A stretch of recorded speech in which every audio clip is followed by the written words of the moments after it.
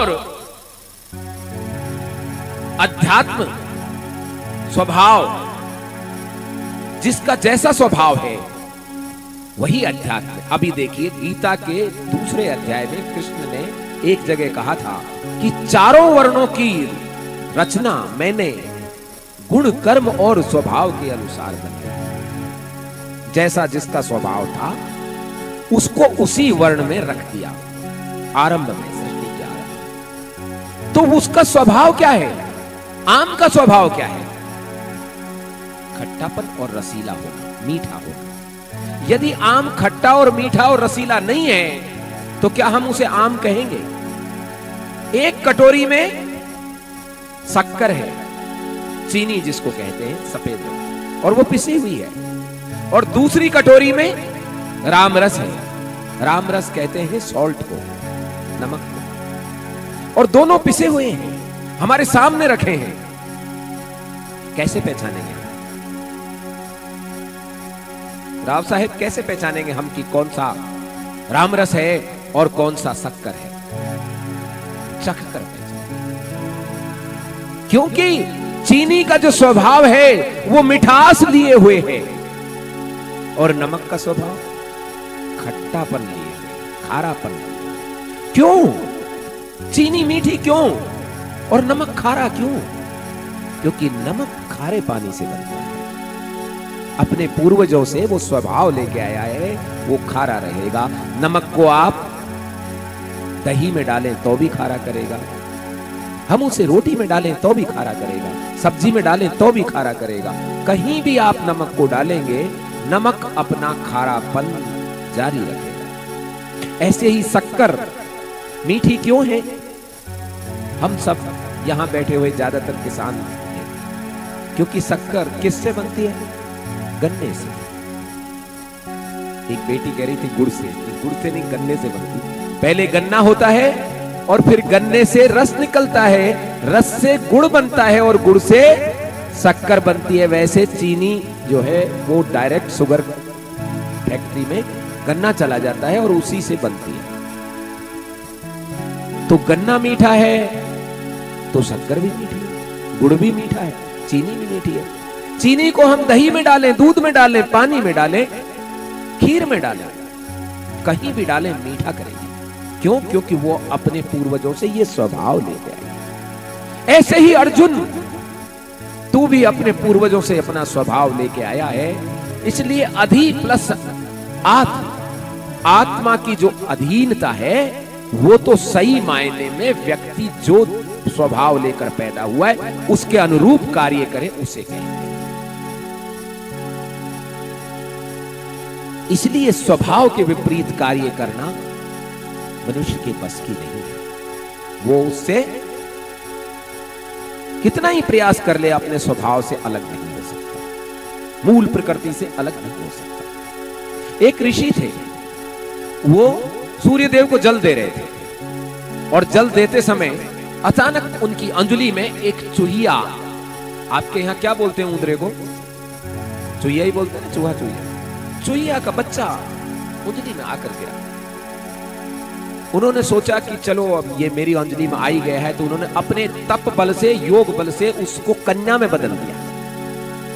क्योंकि उनकी पत्नी रोज कहती थी कि सब दुनिया के बच्चे होते हैं, हमारे बच्चे नहीं हैं, तो उस बच्ची को लेके घर आ। बच्ची समय अनुसार बड़ी हो गई, खेलती कूदती, माता पिता दोनों प्रसन्न होते, ऋषि प्रसन्न होते, पत्नी प्रसन्न होती। समय आया तो उसके विवाह की बात थी, तो ऋषि की पत्नी ने कहा, ये बात बेटी से भी तो पूछ सकते हैं कि उसको कैसा वर चाहिए।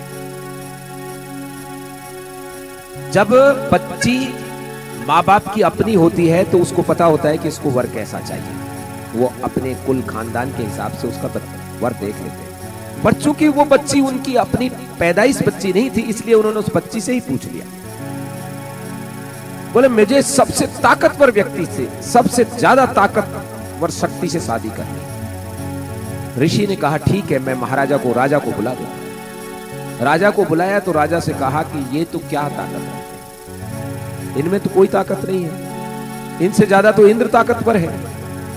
तो ठीक है, इंद्रदेव को बुला देते हैं। इंद्रदेव आ गए। बोले इंद्रदेव की क्या ताकत है? इंद्रदेव के बादलों को तो पहाड़ रोक देता है, कोई भी जगह रुक जाता है इंद्रदेव के उसको तो बादलों को तो हवा उड़ा ले जाती है, वायुदेव उड़ा ले जाते हैं। तो ठीक है, वायुदेव को बुला देते हैं।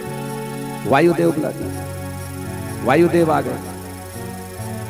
वायुदेव आए तो बोले इनकी क्या औकात है, ये तो जल आ जाता है तो पानी आ जाने से हवा भी रुक जाती है, इनसे बड़ा तो जल है। ठीक है, वरुण देव को बुला देते हैं। बोले इनकी क्या औकात है, पहाड़ आ जाता है तो इनका जल का वेग तो रुक जाता है। बोले ठीक है, पहाड़ को, पर्वतराज को बुला देते। पर्वतराज बुलाए गए।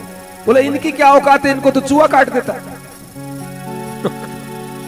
इसको तो चूहा काट देता है।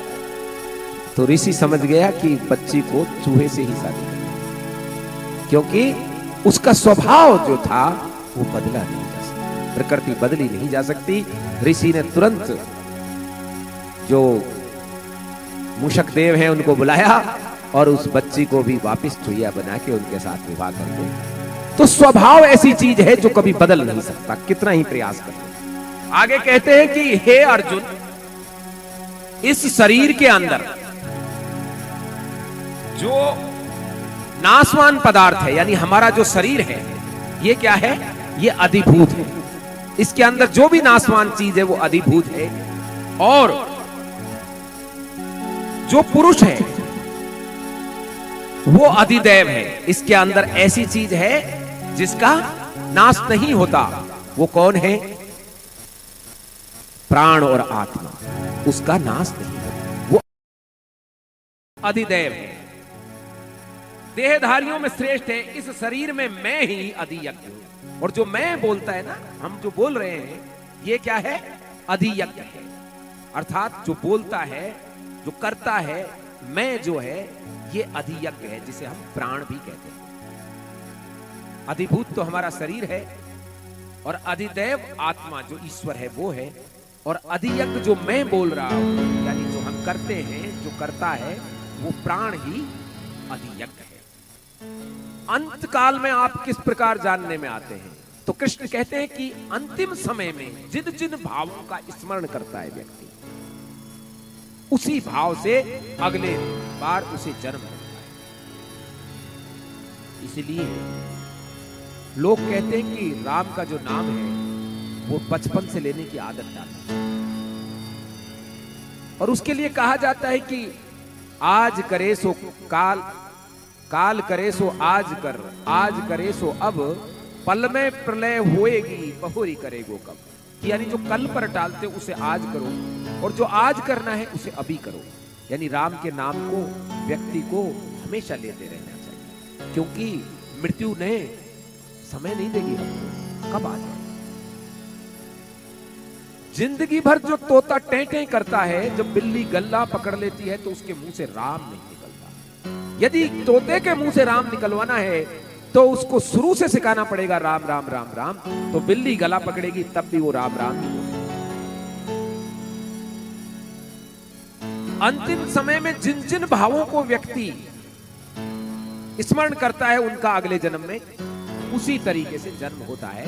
और यदि अंतिम समय में मुझको भज ले, सब कुछ छोड़कर, हानि लाभ, जय पराजय, लाभ हानि सबको छोड़कर मेरी शरण यानी मेरा ध्यान कर ले, तो वो व्यक्ति मुझे प्राप्त हो जाता है। जो जिन भी भावों को भजेगा, याद करेगा, वो उसको। अब हम क्या करते हैं कि राम का नाम तो बुढ़ापे में लेते हैं। आज करे सो काल कर, काल करे सो परसों, और अभी इतनी जल्दी क्या पड़ी है, जीना है अभी वर्षों। ये सोचकर हम सोचते हैं कि ये काम तो बुढ़ापे का है, और वो बुढ़ापा आ जाता है और फिर वो राम का नाम ले नहीं पाता।